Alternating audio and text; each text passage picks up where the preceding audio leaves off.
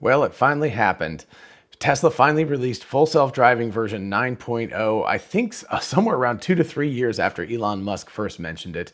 As everybody knows by now, this is a full vision only system. It only uses vision, it doesn't use radar. In fact, some of the people testing out the system have vision only Model Ys or Model 3s, so it really doesn't use radar at all. This is an amazing looking and an amazing performing upgrade. Let's take a look.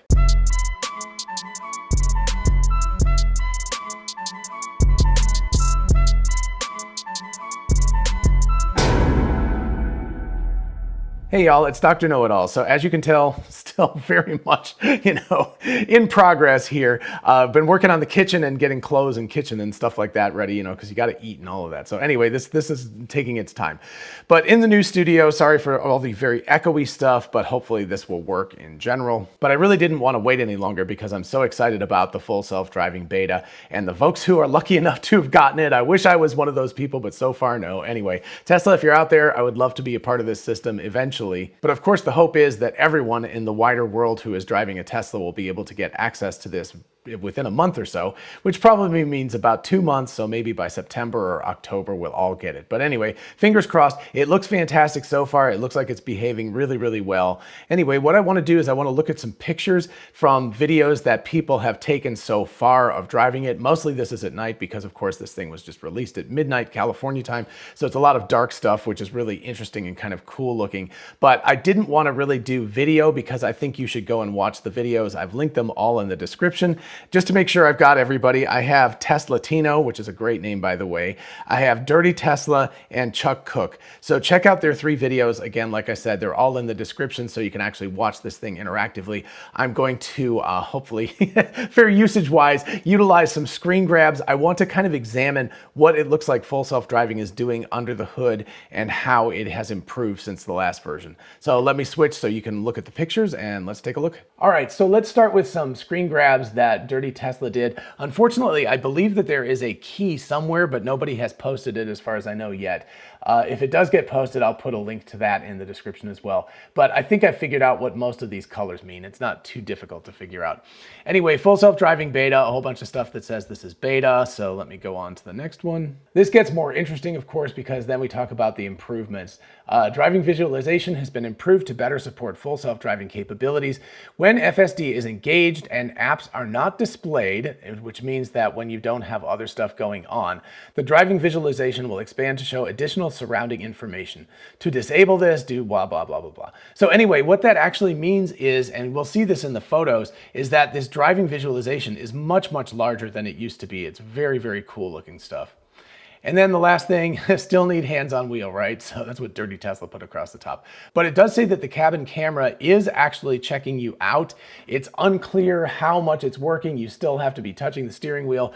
But it seemed from looking at the videos that some people were actually having more success for longer periods of time without having to jiggle the steering wheel like you normally do with the fully released version of full self-driving. So anyway, that's really cool. Hopefully Tesla will continue working on that and we'll get something where you don't have to put your hands on the wheel at all anymore under many circumstances. All right, so our first look at the full self-driving interface.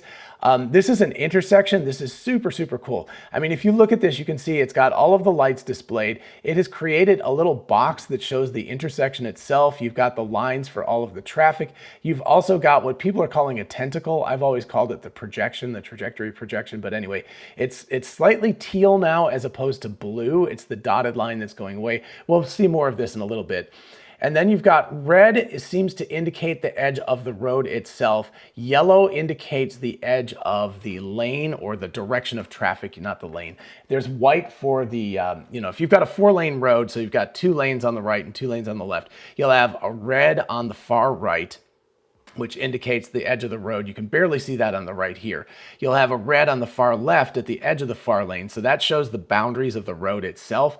Then you'll have white lines indicating the the dotted white lines or dashed white lines between the traffic, and then yellow in between, and then purple sort of shows like a median. So again, we'll see this over and over again here.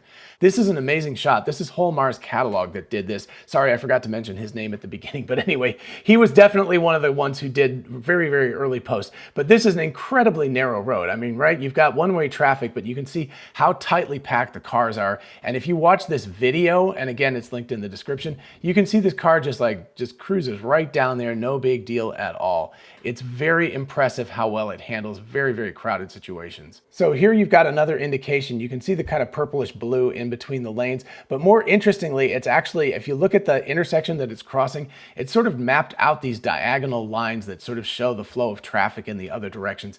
If you've ever seen LiDAR reconstructions of scenes that are kind of done by hand by human beings, they actually construct this entire thing, but they do it all manually. This is all being done in real time by these computers, and that is incredibly impressive that they're able to do this. And I believe if Dr. Karpathy's talk that, you can check out the link up above, but he said basically that they're doing this at 36 frames a second, which is just remarkable. Moving on to this next one, this is also Holmar's catalog. You can see again that you've got this stop sign and you've got the entire intersection mapped out with the white lines for all of the cars to stop and the box in the middle. So really, really impressive stuff. And here, moving on to one of the few daylight scenes that I have, you can see if you look off to the right, just outside the window is a traffic cone, construction cone that is actually way, way out in the road. And you can see it's a little bit hard to see, but the tentacle or the projection of the car itself, if you look at it between it and the truck, you can see there's a little jiggle to it.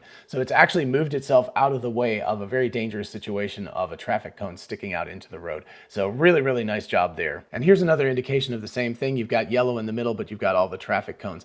And you can see how the traffic cones are kind of moving out of the way on the left-hand side, but it's continuing on straight. So again, you can see that little tentacle or that little beam that it projects out that's going towards the truck that shows where it's going to go. All right, back to a little bit of a night scene. You can see the yellow and the purple in the middle. That's giving an indication of the median strip that's going on there. And then of course the red to the outside that indicates the very edge of the road.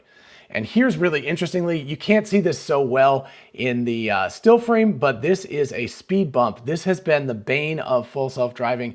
If I'm doing traffic aware cruise control, because mine won't even do this on these real back roads, but it just plows right across any speed bumps, and it's really, really bad. But you can see it slowed down to 20 miles per hour before it went across the speed bump automatically. So this is Teslatino's video if you want to check that out. But it's very, very cool to see how it just slows right down and then speeds back up again when it gets over the bumps. And then here again, you can see an unprotected left-hand turn with the tentacle or projection that's going out from there. Very cool. And this one looks a little weird. There's nothing really going on, but you can see that the road has been, what he did was he actually with his finger shifted this around. So this is actually a sideways view of the road now, and that's what's kind of interesting. So you can rotate the road around, you can rotate the car around. You get kind of, they call it the mind's eye view, or Elon Musk has been calling it that.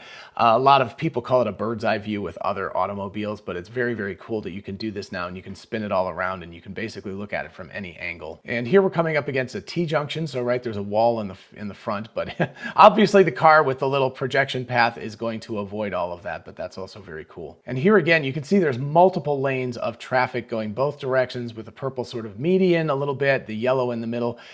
This is something that you never could see. So again, look at how big this display is compared to what it used to be. It used to be sort of confined to the left-hand third of the screen with the navigation taking up the rest. But you can see how Tesla is working its way towards the future, and it's going with more of a, we're going to show off this really cool graphic because you don't really need to see the rest because the car is driving itself. But anyway, it's making that left-hand unprotected turn, and it looks like it's doing a great job. In fact, it does in the video. And here we see a nice little still frame. What's happening here is that the car itself, and if you look very carefully, you can see that the little wiggly line coming out of the car in the display goes around this car. What happened was this car sort of pulled off to the right, but it didn't fully pull out of the road. And so the Teslatino's car had to move out of the way. So it was able to do that again, very interactively, super, super cool. And here we've got a really neat indication of how much it reconstructs of these intersections. This is a pretty complex complex intersection, and you can see there's dotted dashed white lines going across in both directions, and you can see in the display that the car has reconstructed those dashed white lines. So it's understanding how traffic flow is going to work in this scenario. Now again, 3 o'clock, 4 o'clock in the morning, so there's not much traffic on the roads, but in rush hour traffic, I expect it will do very, very well understanding how these intersections are put together. And here again, we can see a very, very crowded road. I believe this is Holmar's catalog. It looks like San Francisco again. So, you know, very, very crowded. Everything's parked, but it's doing a really amazing job. The display is representing most of the cars. It's pretty amazing what it's doing here. So I'm very, very impressed. Same thing again with an intersection where it's created the box, and you can see all of the cars, and you can see all of the stop lines, and you can see the box of the middle of the intersection. Very cool. And this is probably an even more impressive reconstruction. I mean, there's a lot of stuff going on here. There's cars parked everywhere. There's yellow lines. There's the box in the middle. It's just amazing to see how well this thing is doing in terms of reconstructing these really complicated intersections. And again, here back to Tesla Latino, you can see that there's, you know, we're back on more empty roads, but you can see how well it's doing at reconstructing all of these lanes of traffic. It even has some of the stuff on the other side. I can't even see that with my own eyes, right? Remember, this is Tesla Vision. This is not using radar or anything else. So it's able to see into the dark much better than human beings can. And here again from Tesla Latino, I mean, look at that really, really cool thing, right? So the interesting part about this one is the tentacle that's sticking out the front of the car in the display.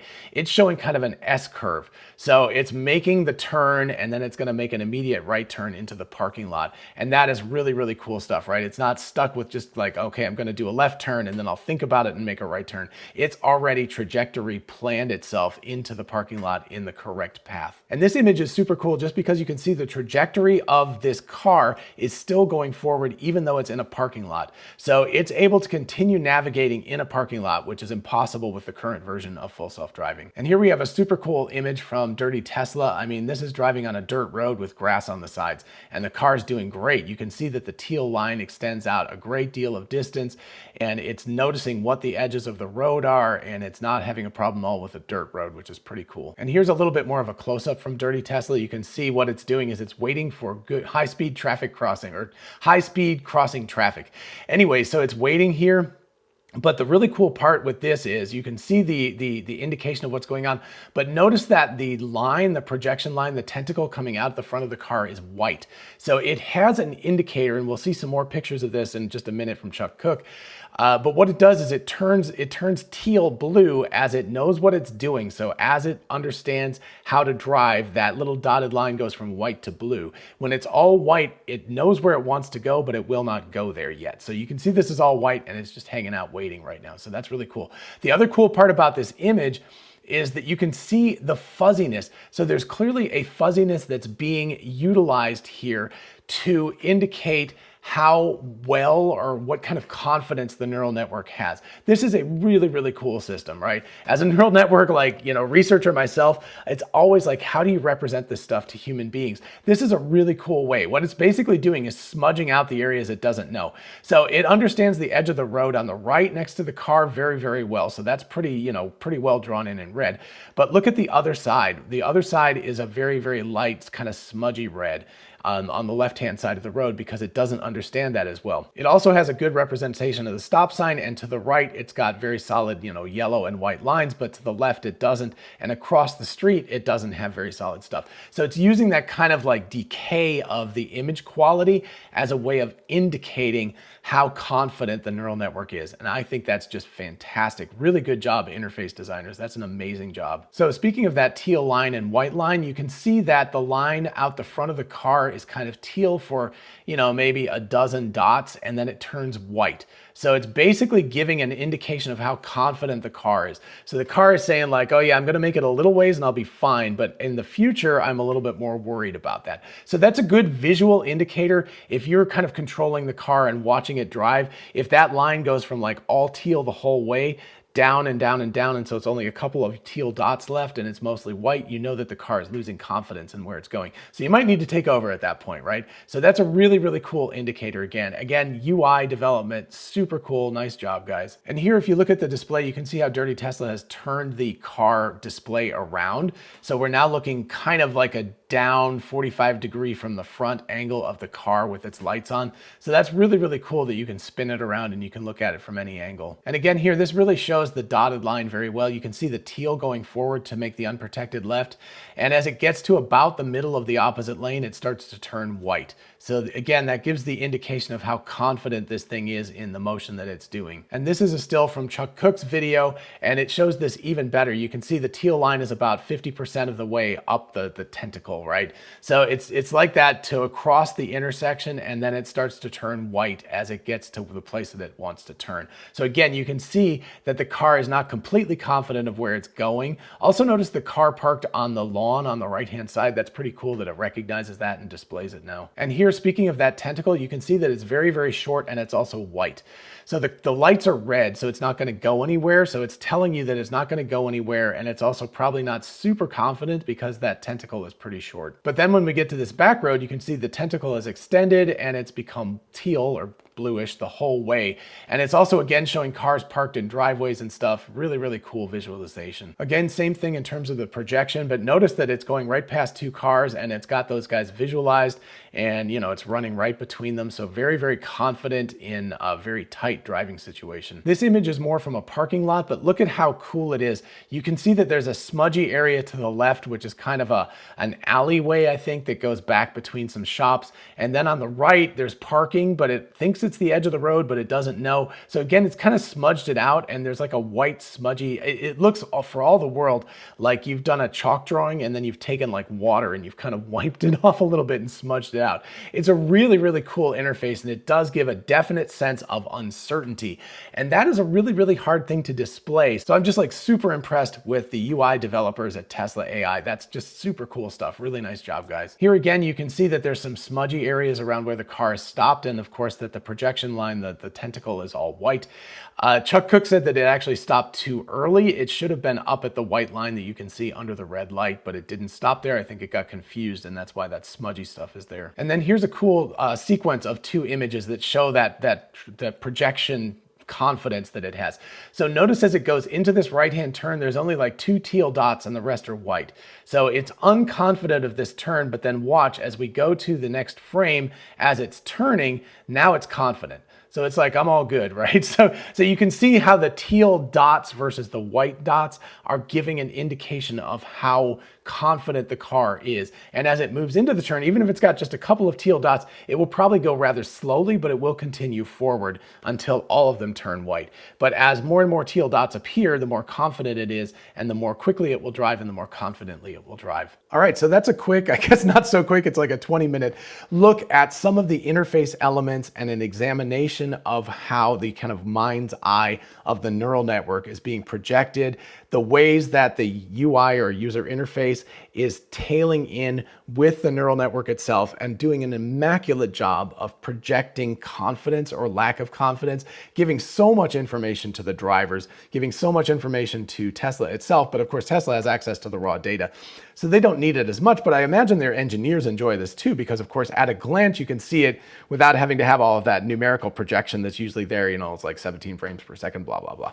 All of that old stuff. They've come up with a really amazing way of displaying this to people. And as you can tell from the videos, the cars are driving amazingly well in very, very complicated situations, including in parking lots. I think it was Tesla Tino was in a parking lot and said, you know, go home or whatever. And the thing drove itself out of the parking lot onto the road and then drove home. So this is just amazing stuff. So not only is the neural network and the vision system working amazingly well, but the UI is just amazing. The UI, UX, user experience, just incredible stuff, guys. I mean, they really have this I think that they decided that this was the version they were going to commit to. I mean, obviously they got rid of radar. So they were like, we're all in, we're going to make this thing work. And this is going to be the big public new release. So the only thing now is that we're all hoping that we can get it as common, normal mortals without having special access to the early beta. So hopefully it will come out soon for the rest of us. In the meantime, super exciting stuff. I'm more pumped than I can even say about this, and I haven't even driven it yet. All right, I hope you enjoyed this episode and found it fun and informative. If you did, please do like it because YouTube's algorithm depends on that. And of course, consider subscribing if you want to see more of this stuff. As always, and particularly in this time of transition, thank you so much to my patrons on Patreon. Your support is wonderful. I really do appreciate it. I'll make it up to you soon, I promise. We'll have some private Discord or something like that. But anyway, if you want to join the fun, definitely check out the link in the description. And for those of you interested in investing, check out WeBull, an amazing platform for buying and selling stocks, and now cryptocurrencies like Bitcoin, Dogecoin, and others. Open an account and get a free stock valued at up to $200, and fund your account and get another free stock valued at up to $1,600. Check out the link in the description and help the channel at the same time. Thank you. And don't forget about our merch store, which now has "Physics is the Law, Everything Else is a Recommendation," which is a quote by Elon Musk, as well as other t-shirts, mugs, tumblers, etc., etc. Check it out in the description. And finally, don't forget we are both Tesla and Amazon affiliates. If you look in the description, you can see how clicking on a link and going shopping for a car, a solar roof, a battery pack, wall charger, etc., or anything on Amazon helps out the channel. And as always, feel free to ask me questions in the comments or at my email address, which is drknowitallknows@gmail.com. Till next time, bye-bye.